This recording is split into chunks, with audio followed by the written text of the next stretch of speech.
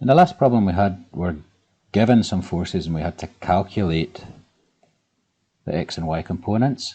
In this problem we've been given the x and y components and we're being asked to find the resultant force. So first thing to do is to sketch out the problem. I've already drawn my x and y axes up here, and then I've drawn the true vectors, and I'm careful about direction. So f of x is negative 46 newtons. Just fix that. And y is positive 35 newtons. Now you'll notice here I'm not writing negative 46 because the arrow shows that it's in the negative direction.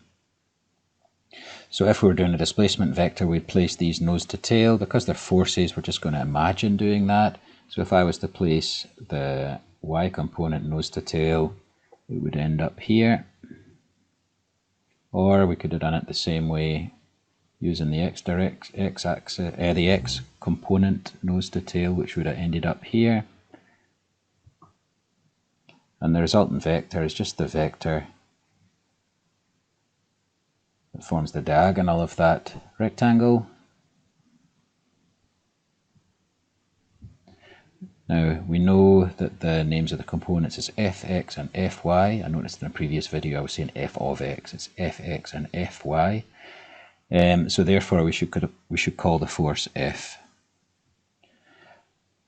Now we've been asked to find the direction of the resultant vector relative to the positive x-axis. At this stage I'm just going to choose any angle within that triangle and then we'll figure it out from there. I know my x-axis is going to head away this way, but nonetheless just going to find one in a triangle so that we can use Pythagoras and sine, cos and tan. What else do we know? So we know that this vector has a magnitude of 35 newtons. So this distance also represents a magnitude of 35 newtons. So we can write 35 newtons over here. And that's all the information we've been given. Okay, so now, usual process, I'm not going to spell out what we're doing here. I've done it enough times. So that's hypotenuse, that's adjacent, this is opposite. One difference this time is we're going to also use Pythagoras because we've been given two sides and no angle, so we're going to have to use Pythagoras to get the other side. And so we're just going to put the letters that we usually use, C for the hypotenuse, and then it doesn't matter which way around the other ones go, A and B. So C squared equals A squared plus B squared is your Pythagoras.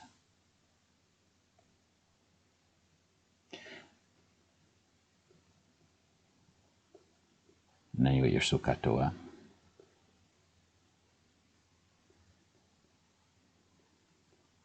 Okay, so I'm going to use Pythagoras first. Just write down the general formula first. Stick in our values. So that's going to translate to f squared equals 46 squared plus 35 squared. Now that's f squared. We're going to want to calculate f, so we're going to have to take the square root of both sides.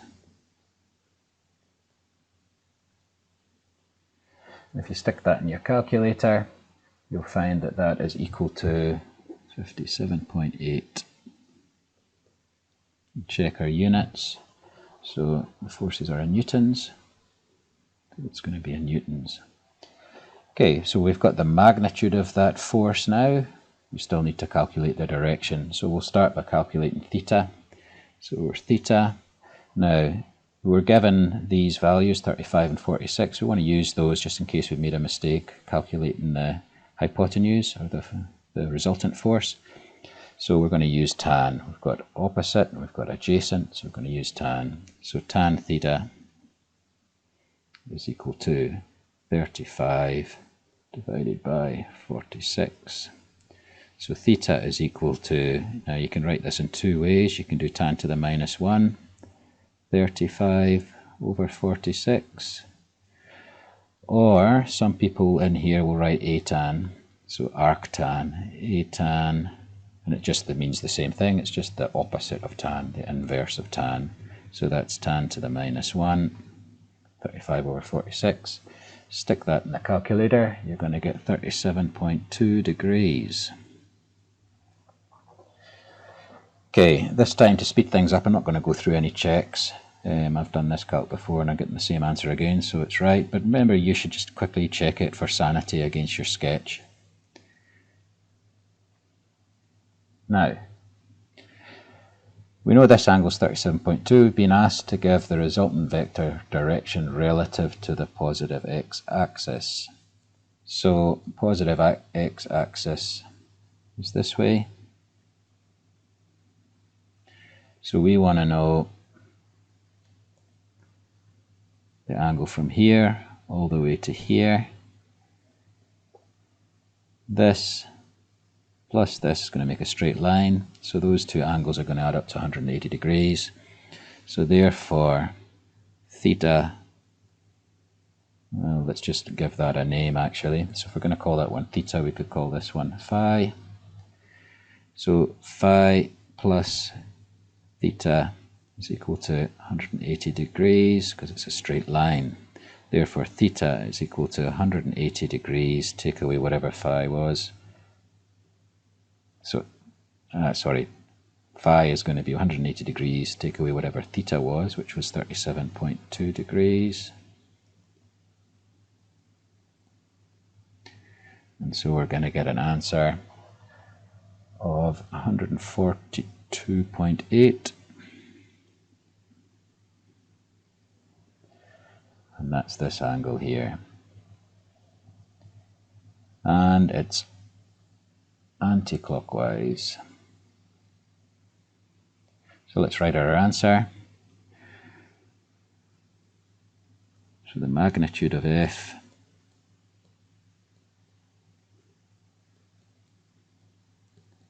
is 57.8 newtons. Direction is 142.8 degrees anti-clockwise from positive x-axis.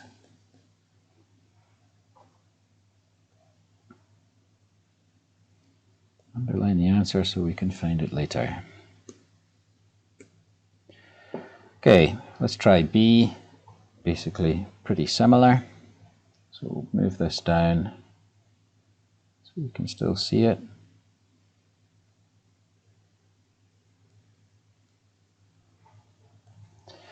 Draw the problem. Thinking ahead, we've got minus 65 and minus 15. So I'm just thinking to start with, what direction should this go in? So it's both negative. So if I think about where the x-axes are going, so we've got positive y, positive x. So this one's going in the negative direction both, so it's heading down this way.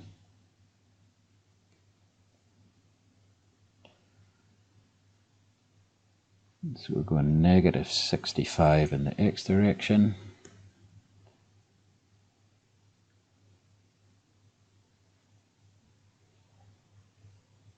Going negative 15 in this direction.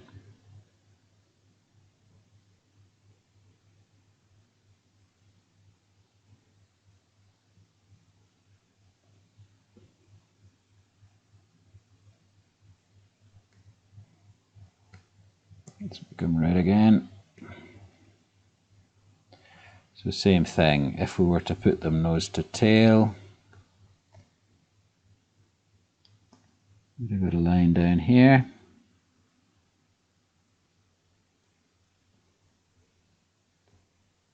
Or a line across here, just depends which way you do it. So the resultant is going this way.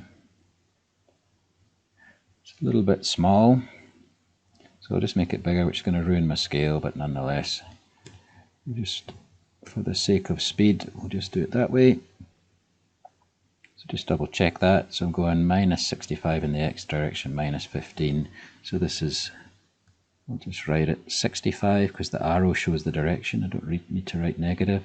And 15 is the magnitude of that vector. Because of that, this is also 15. That distance there represents a magnitude of 15 newtons. I'm going to have to try and find theta.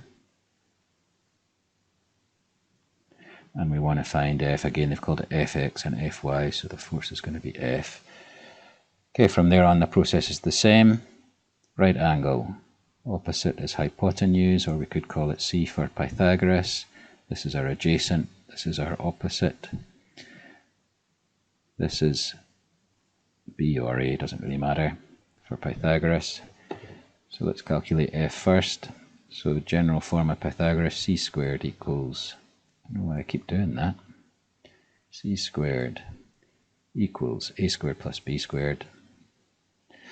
So F squared is going to be equal to 65 squared plus 15 squared.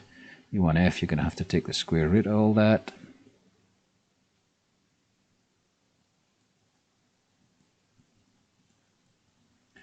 And if you calculate that, you'll find that F is 66.7 newtons. Now we'll find that angle. So theta. Let's just think about what we're going to do before we start writing. So we've got theta, we've got the opposite, we've got the adjacent. We've calculated this, but we'll not use that. We'll just use the ones we're given. So tan, opposite and adjacent, so we're using tan. Tan theta is equal to 15 opposite over 65 adjacent. Should write it out. Get a mark for that. So tan theta is equal to 15 over 65. Theta is equal to the inverse tan, so tan to the power minus 1, it's just the way of writing it.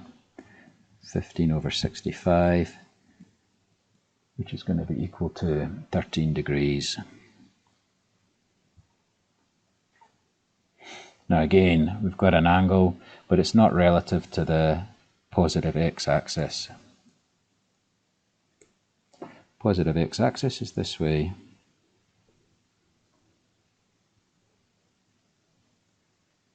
So the angle we want is this angle going from the x-axis all the way around to our vector. We could also do this angle. So this is going to be clockwise, this one will be anti-clockwise. Either one would be fine. Just have to figure out what the right value is and make sure you state which direction it's going in. And so in arc, if I choose the clockwise vector, we're going to be adding this angle plus this angle. Again, they're going to add up to 180 degrees. So we'll just take a bit of a shortcut.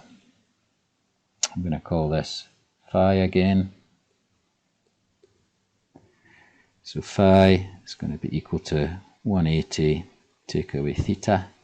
It's going to be 180 take away 13, which is going to be 167 degrees. Right at the answer. So the magnitude